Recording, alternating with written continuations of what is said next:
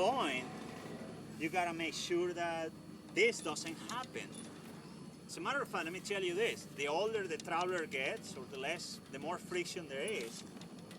Ideally, this would be better. I mean, if you trim the main sheet and medium wing, you can keep the boom out here, and the main sheet fully trimmed, because you'd be flattening the sail and tightening the lead, so the sail would be really flat and efficient for going upwind, but you wouldn't be doing this.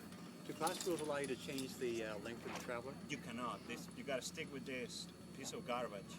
Because if it was tighter, you wouldn't have the problem. Huh? If it was tighter, you'd be able to get it out more. Yes, exactly. You know, in the old days, the first traveler that we had on the sun was a little eyelet crap. That wasn't good. And then they started allowing a piece of line, that the line had to be the same length, like this plus or minus, it's 30 inches plus or minus 1. So what was the deal? Some people who had a piece of line that would just pass the measurement, and when people go out, they would just tie a shorter knot to do that in heavy wind. Do this. Right. It's like having a bank. Yeah. So that's why they ended up using this. So the problem is, there is not enough friction to keep it up. So it's just, but everybody has the same, So the point here is to, be mindful of this effect. You can trim as hard as you want on the other side and this.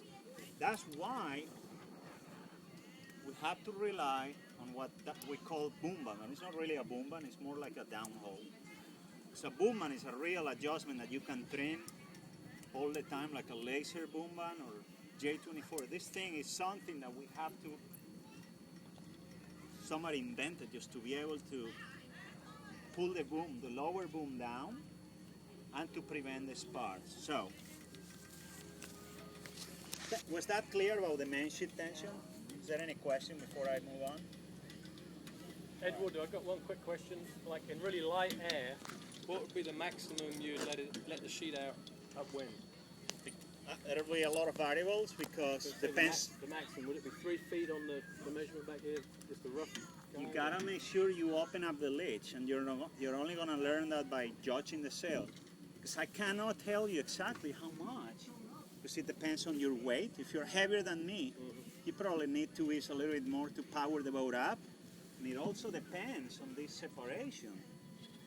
If I tell you, it's all relative, because if I tell you, okay, 3 feet, which might be a lot, but it depends how high your boom is.